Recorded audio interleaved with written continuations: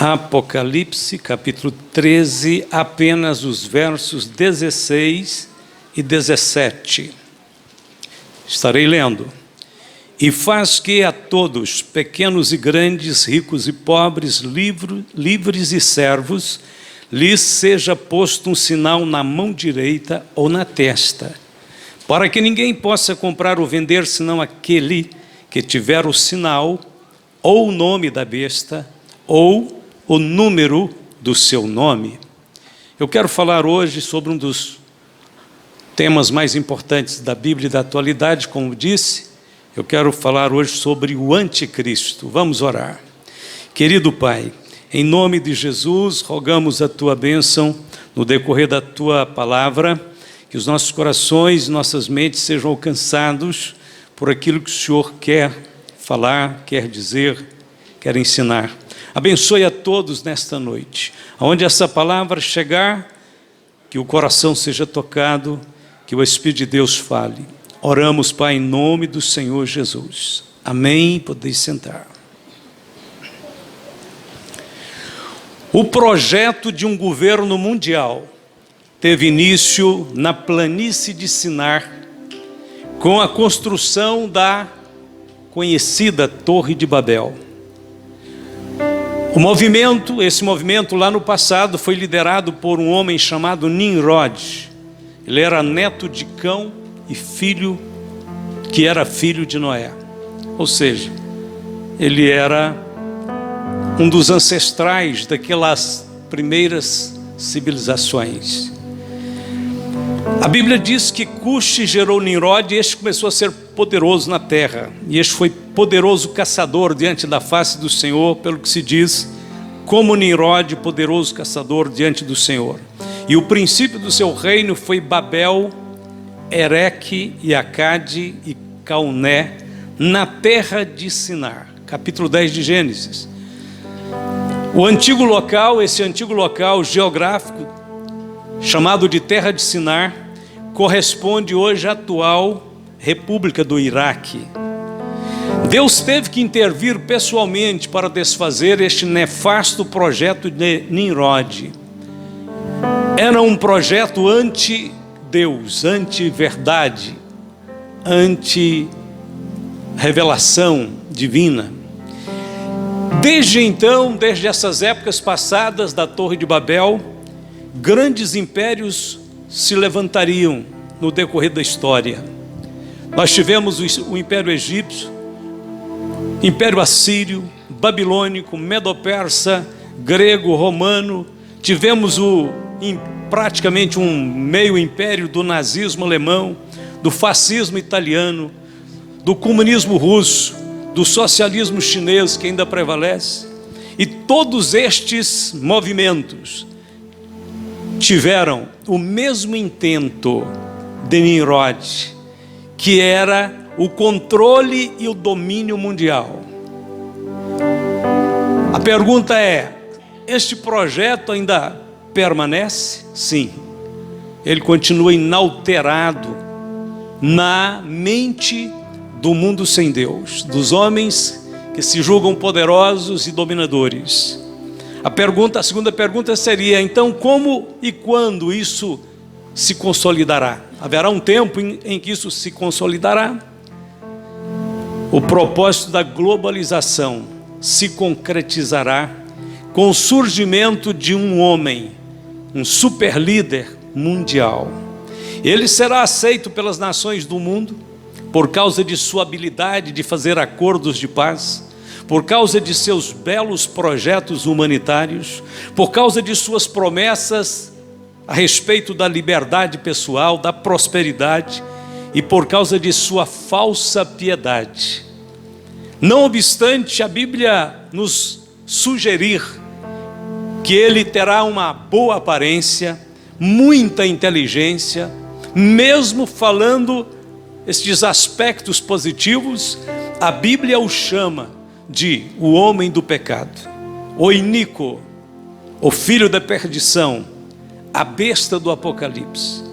Satanás emprestará o seu poder a este homem e ele enganará milhões de pessoas.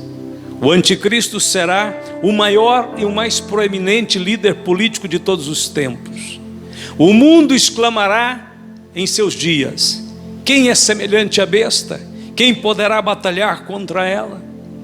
O espírito do anticristo vem rondando o planeta Terra desde esses tempos remotos. João escreveu: filhinhos, é já a última hora, e como vistes que vem o anticristo, também agora muito se tem feito anticristos, por onde conhecemos que é já a última hora. 1 João 2,18.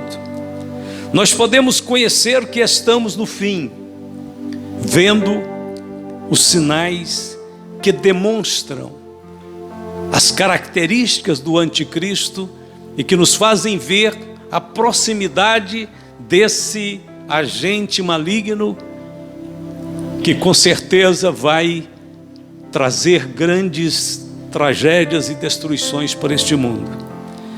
A Bíblia diz que, em primeiro lugar, o anticristo blasfemará de Deus e dos santos que foram arrebatados. A Bíblia diz: abriu a boca em blasfêmias contra Deus, para blasfemar do seu nome, do seu tabernáculo e dos que habitam no céu. Apocalipse 13:6. Há 100 anos atrás, as pessoas respeitavam muito o Evangelho. Há 50 anos atrás, as pessoas do mundo inteiro começaram a se acostumar com o Evangelho.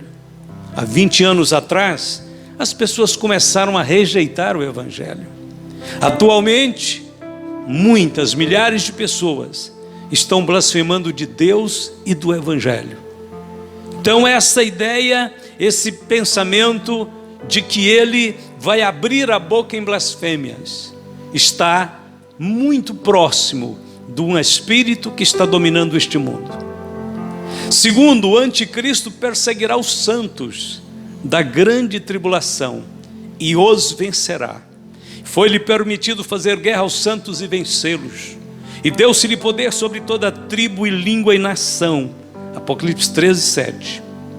Não é difícil entender como o anticristo vai ter domínio, mesmo tendo um projeto relacionado com o pecado, com a maldade, com a promiscuidade, com a liberdade sexual, com a disseminação da droga, com a prática do aborto, com o uso indiscriminado de todas as sortes de coisas que vão se tornar livres. Não é difícil, por quê?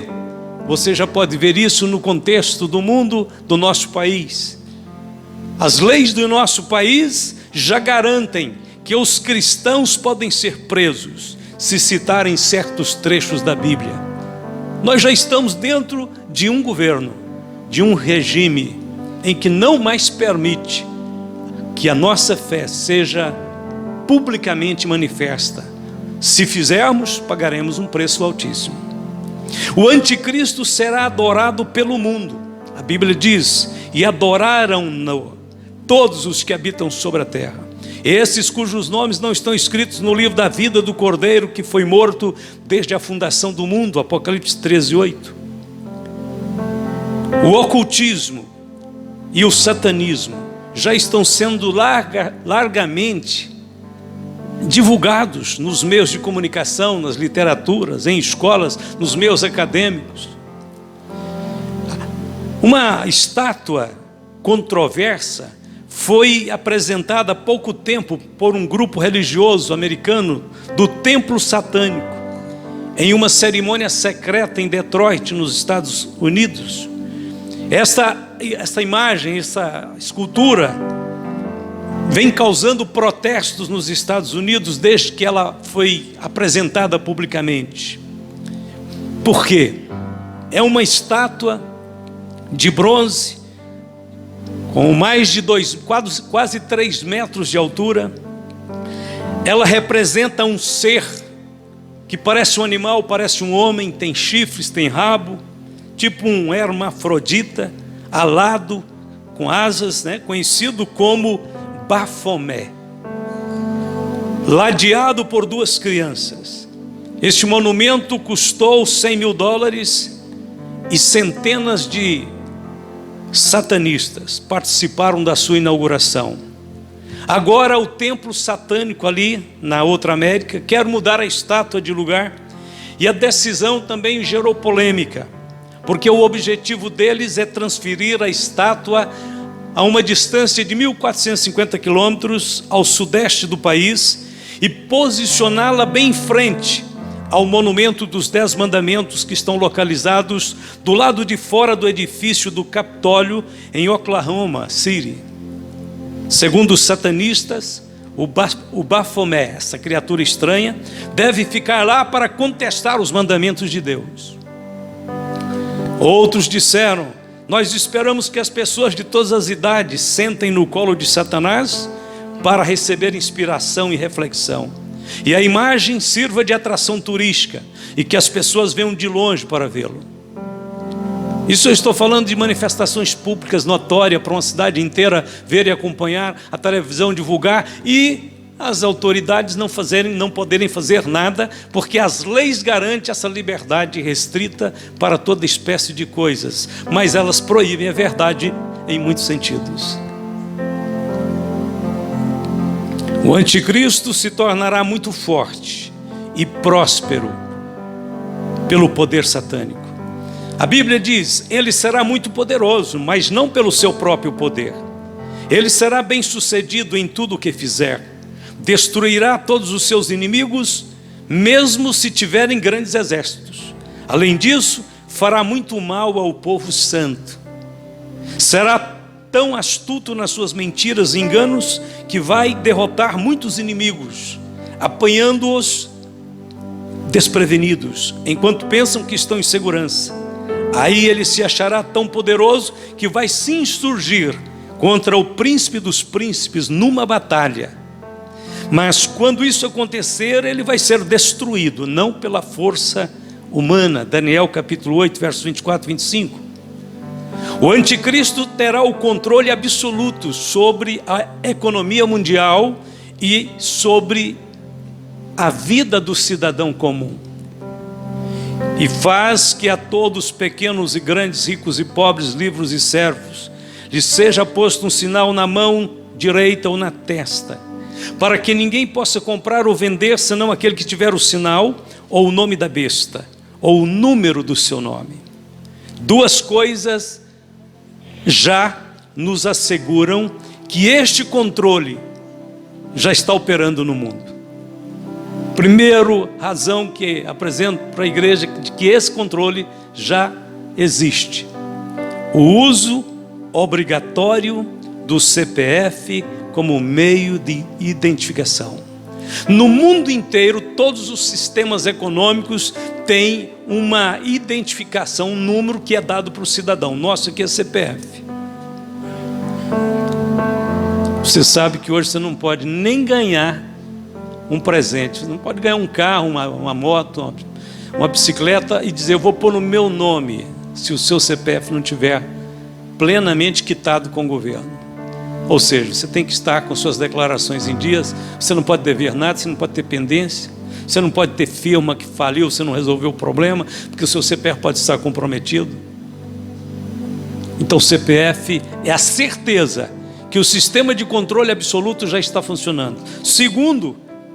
A segunda certeza é que a tecnologia, como instrumento de controle, já deu para as nações, para os governos, todo um banco de dados sobre a sua vida, sobre a minha vida.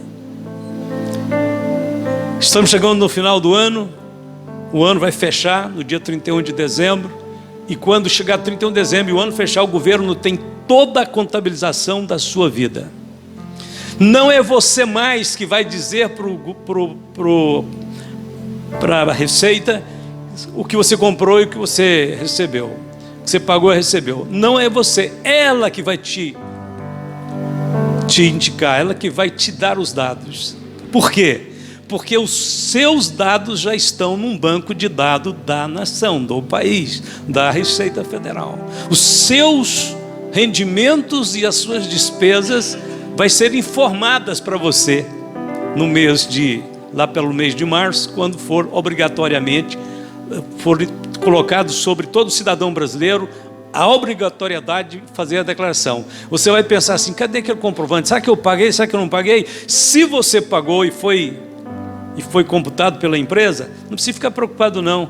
O governo vai te fornecer todas as informações do que você recebeu e que você pagou. Está lá já. Não tem mais essa história que nós é que prestamos a declaração. O governo é que presta a declaração da sua vida para você. Você só tem que dizer assim, é verdade, é desse jeito mesmo. Muito breve o papel moeda, dinheiro, prata, não será mais usado. Toda a movimentação econômica do cidadão se dará através do sistema bancário. Você acha que essa facilitação imensa de PIX, de transferências, você acha que isso é por acaso? É que o sistema mundial que vai imperar nesses últimos dias, obrigatoriamente vai te empurrar para o sistema bancário. Porque dentro do sistema bancário, tudo que você movimenta já fica devidamente registrado e documentado. Então, quando isso acontecer, que de fato eles disserem o seguinte: nós nem recebemos dinheiro aqui, moeda, papel moeda, nós recebemos transferência, nós recebemos o PIX. Você recebe na sua empresa, não é mais o dinheiro na mão, é apenas o crédito na conta. E com seu cartão de crédito, você sai pagando e comprando as coisas no supermercado, na mercearia, na frutaria, e até o pipoqueiro já vende para você no cartão. Porque o governo quer que o vendedor de pipoca, e talvez até o vendedor de picolé daqui a uns dias, tenha o seu MEI. Seu MEI é um CNPJ. Ou seja, fica tudo travado, tudo entrelaçado. Controle total. Quando então acontecer o fato de que o papel moeda vai ser realmente rejeitado, ninguém vai querê-lo mais, nesse período, você vai precisar de 3 coisas que já estão sendo usadas também, mas naquele tempo ela será fundamental para todo cidadão. Vai ter que aprender a usar, não tem como, senão não vai poder comprar nem vender, não vai poder comer. Você vai precisar, é claro que eu digo você, mas nós esperamos que nesse dia nós não estejamos mais aqui. Deus nos ajude e nos abençoe, que nós estejamos certos de que estamos interpretando corretamente a Bíblia, porque se não acontecer, nós estaremos no meio desse fogo cerrado. Por isso que o desejo e a agonia, o gemido do coração de que Jesus venha é uma realidade, porque se Ele não vier, estaremos entrando nesse beco sem saída. 3 coisas você vai precisar. A Bíblia diz que você vai precisar ou do sinal, ou do nome, ou do número, porque você terá que usar os subsídios, os meios, as chaves para receber, para pagar, para comprar. A Bíblia diz que quem não tiver um desses meios, canais, não vai poder receber. Sinal, ou nome, ou número, são 3 coisas. O sinal, eu estava pensando, porque são 3 opções. O sinal, que é o sinal de um governo que vai dominar absolutamente, né? Isso agora é só uma questão de dar um passinho assim e dizer, olha, agora precisa de um sinal. Esse sinal pode muito bem já ser empregado, relacionado com a biometria, porque é um sinal a digital.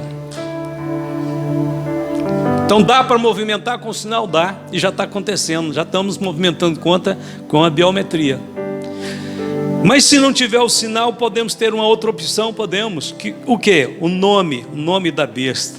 O nome da besta aqui é o órgão, é o organismo bancário, é a garantia do governo de que o seu cartão de crédito tem valor, realmente ele tem que ser aceito. Então, este nome da besta, eu o comparo a um cartão de crédito cadastrado pelo governo. Você poderá também movimentar as coisas com esse cartão de crédito que o governo te fornecerá mediante a sua anuidade àquele governo, àquele sistema. Você diz: não, mas eu não vou aceitar isso. Eu não vou aceitar isso, eu não vou querer isso. Suponhamos que dentro de uma família, uma pessoa diga assim: eu não quero isso.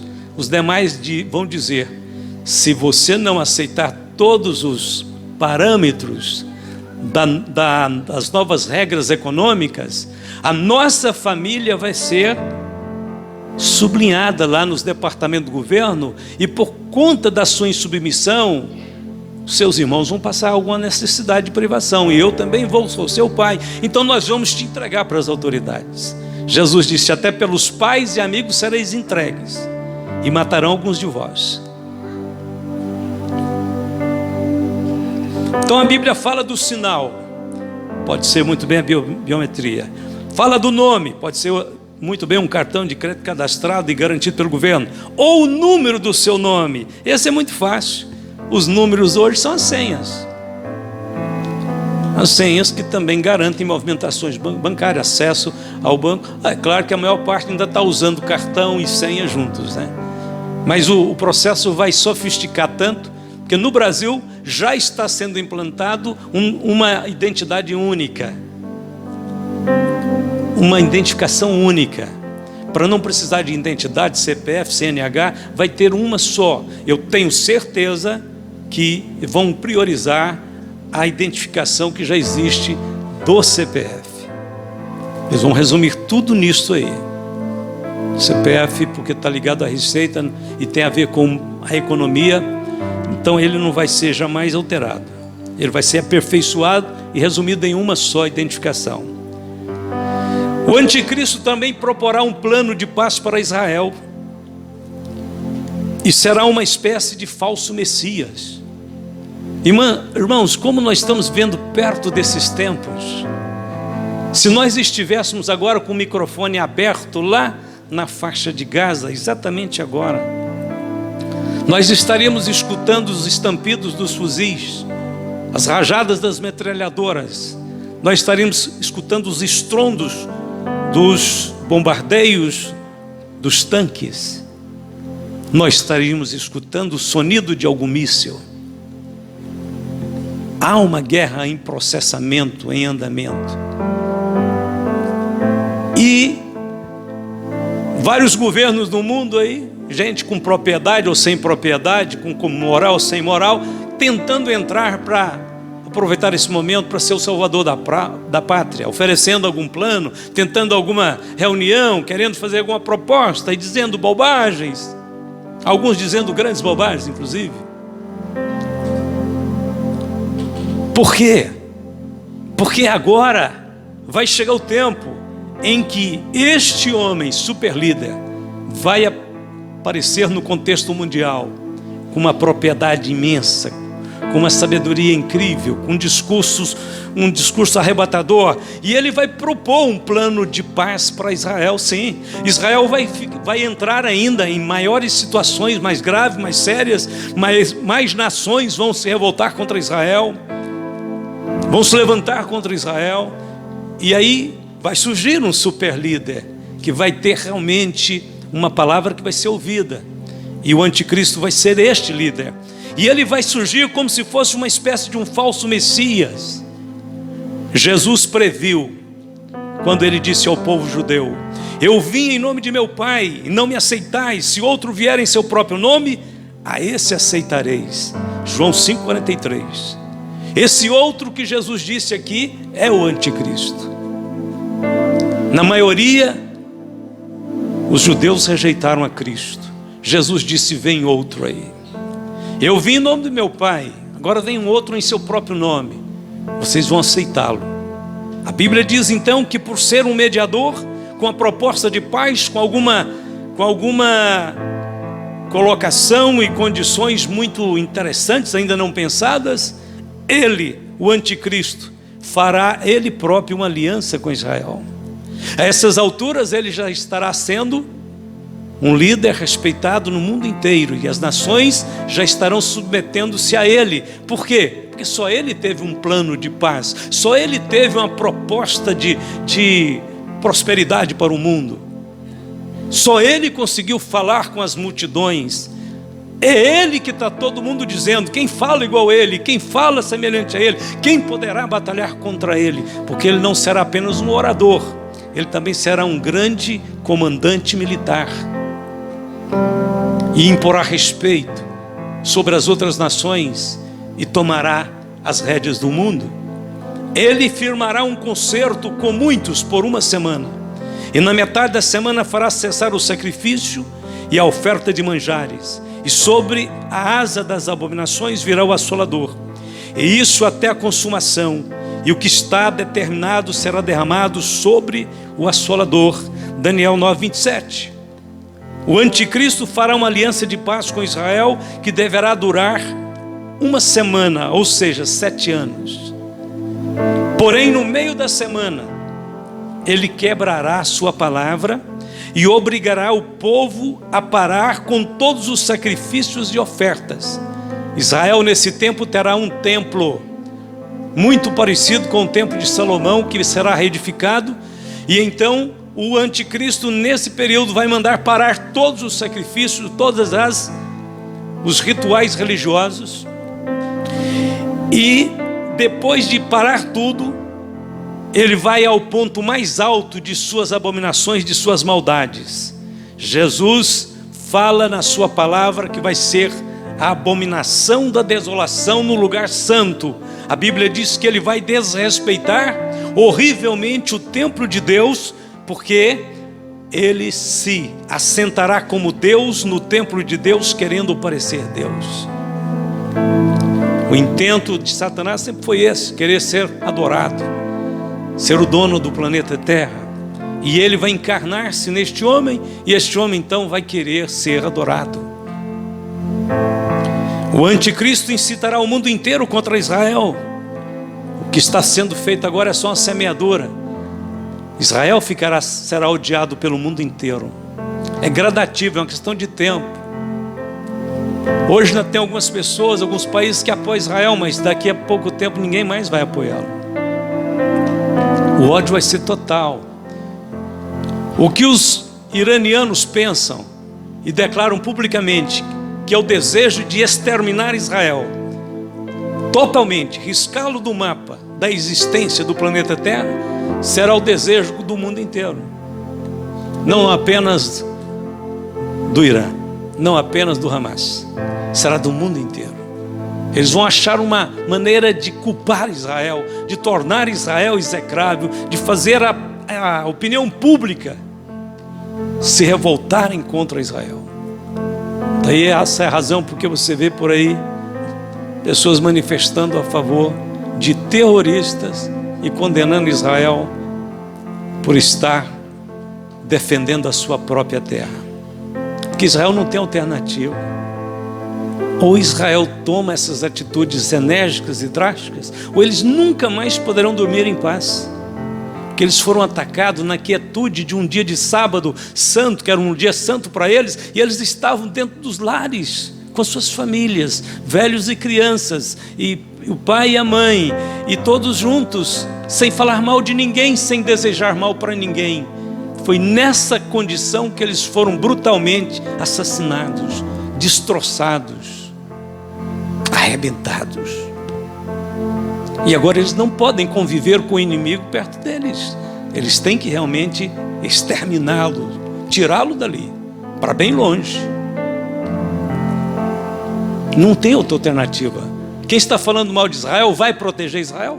Vai ficar lá nas divisas protegendo para que não sejam atacados de novo covardemente? Não, Israel sabe que ninguém vai ajudá-lo. E o tanto de reféns que ainda não foram devolvidos, vão ficar lá, se já não morreram? Quem vai resgatá-los para Israel? Ninguém. Quem está tentando negociar isso para Israel? Ninguém. Então não tem saída. Não tem saída. O anticristo incitará o mundo inteiro contra Israel. E da boca do dragão, e da boca da besta, e da boca do falso profeta, vi saírem 3 espíritos imundos, semelhante a rãs, porque são espíritos de demônios que fazem prodígios, os quais vão ao encontro dos reis de todo o mundo para os congregar para a batalha naquele grande dia do Deus Todo-Poderoso. Eis que venho como ladrão, bem-aventurado aquele que vigia e guarda as suas vestes, para que não ande nu e não se vejam as suas vergonhas. E os congregaram no lugar que em hebreu se chama Armagedon. Apocalipse 16:16. Armagedon é uma planície imensa que tem bem no coração de Israel, bem no meio de Israel, da terra de Israel. Ela se estende desde o Monte Carmelo até as proximidades do Jordão. É uma plataforma, é uma planície imensa. E a Bíblia diz que os exércitos do mundo inteiro serão reunidos naquele lugar para acabar com Israel, para destruir Israel, comandados pelo anticristo, incitados por esses espíritos de demônios que incitam as pessoas, as nações para a guerra. Porém, na hora exata em que Deus planejou, este líder nefasto de Satanás será destruído. Então será revelado o iníquo, a quem o Senhor desfará pelo assopro da sua boca e aniquilará pelo resplendor da sua vinda. Os tempos mais terríveis que podemos imaginar chegaram, meus irmãos. Não gostamos de pensar dessa forma, mas temos que pensar. Ainda que alguns políticos, alguns homens públicos, alguns artistas falem de paz, as grandes potências estão armadas até os dentes com mísseis nucleares que podem explodir o planeta Terra dezenas de vezes. Então essa história de paz pelos homens que estão montuando armas é pura hipocrisia.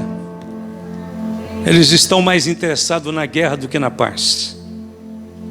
Agora mesmo, então, estão em andamento duas grandes guerras, a de Israel e a da Rússia. Em torno dessa primeira, que é de Israel, não é só duas nações, não é só dois povos, não é dois grupos. Em torno da guerra de Israel, todo o Oriente Médio está comprometido com ela, a ponto de entrar para fazer coro contra aqueles que odeiam Israel. Com respeito à segunda guerra da Rússia e Ucrânia, todo o Ocidente está comprometido com ela. A OTAN, organizações do Tratado do Atlântico Norte, todos os países da Europa, o Ocidente inteiro está comprometido. Então, num certo sentido, essas duas grandes guerras estão em andamento. Já envolveram o mundo inteiro. Queira ou não, a China está de olho, a Coreia do Norte está de olho, os outros países mesmo da América do Sul estão de olho. Tudo isso compromete a economia, compromete produtos que são exportados ou importados, compromete a alimentação no mundo, compromete tudo. A paz, transportes, bolsas de valores. Não tem como desassociar nada mais do que acontece em qualquer parte do mundo. Tudo o que acontece em qualquer parte do mundo tem a ver com o mundo inteiro. Tudo isso vai desembocar então no Armagedon. O Armagedon, isso vai explodir de uma forma definitiva. O cenário é muito desolador. Porém, a Bíblia Sagrada é o livro da esperança. Ela não é só o livro de mostrar esse quadro tenebroso. Ela mostra uma luz.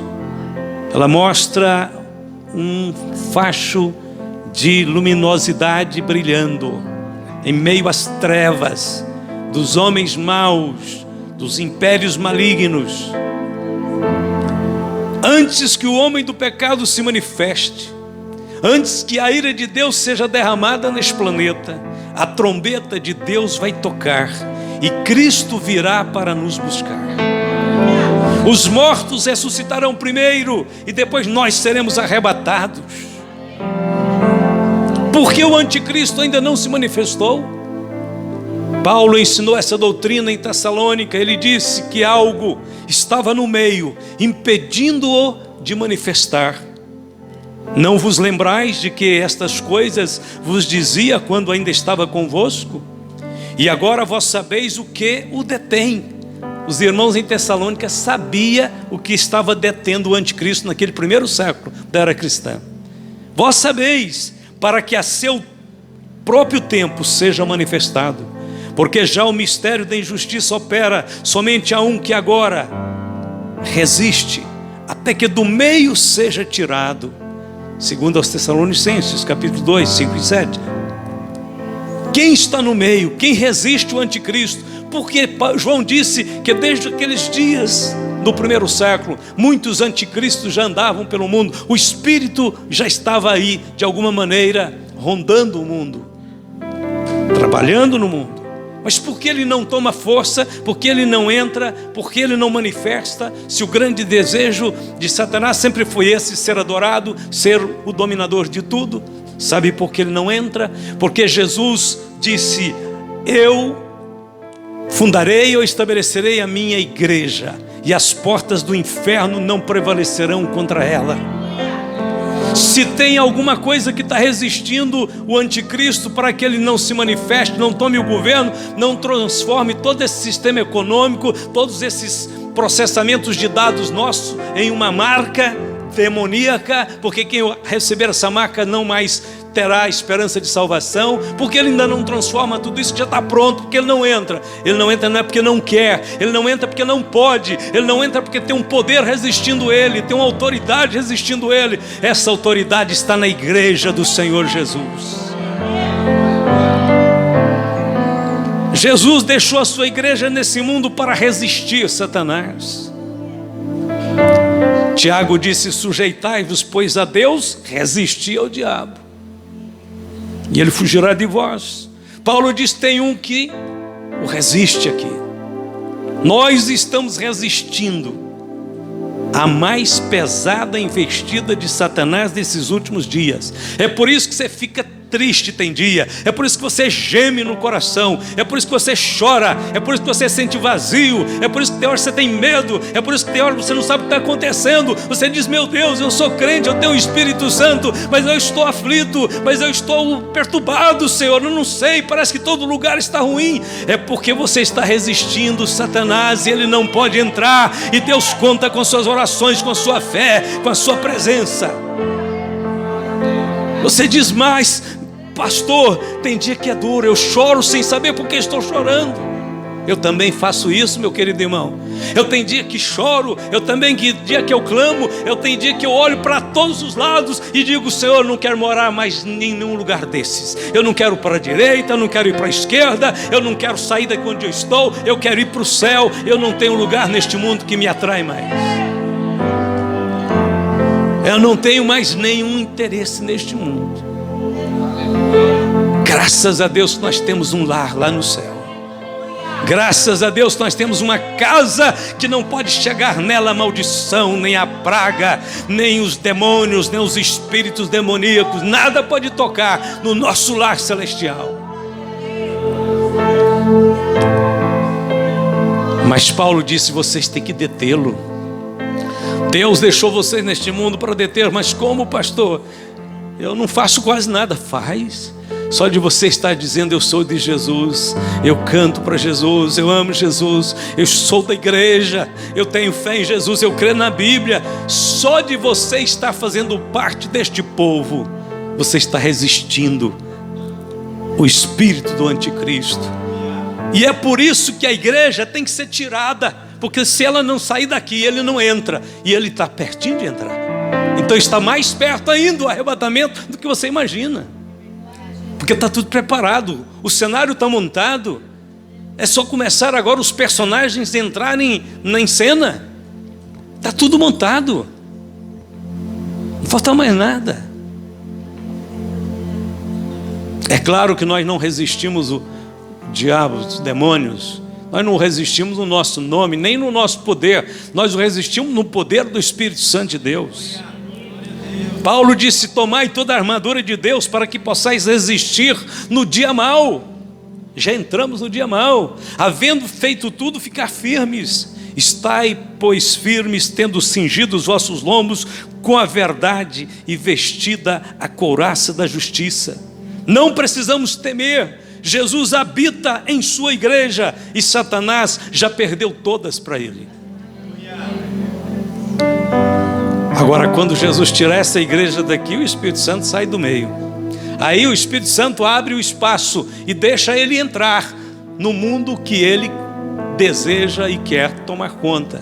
Pelo menos por um tempo ele vai tentar fazer isto. Filhinhos, sois de Deus e já os tendes vencido, porque maior é o que está em vós do que o que está no mundo. Sim, ele já está no mundo. João disse, já está no mundo, mas ele não pode tomar o governo do mundo. Não tenha dúvida que o homem que será o personagem do anticristo já está no mundo, já deve estar adulto, já deve estar preparado, já deve ter passado pelas melhores universidades do mundo, porque ele será super preparado. Ele já sabe de todas as situações do mundo, de todos os contextos econômicos, todas as dificuldades de relação das nações. Ele vai entrar com um projeto. Você diz, mas pastor, será que esse homem já está no mundo? Não tem dúvida. Ele não é nem mais uma criança, ele já é um adulto. Ele já é um adulto com faculdades exercitadas em todas as áreas do conhecimento humano. Mas isso não importa. Enquanto estivermos aqui, ele ficará rondando por aí, por fora. Vai ficar tentando fazer as suas manobras, mas não tomará o governo. Paulo diz, mas quando for tirado do meio aquele que o resiste, então o filho da perdição se manifestará. A apostasia virá. O mundo cairá sobre esse controle, esse domínio. Porém, antes que isso aconteça, nós estaremos indo embora daqui.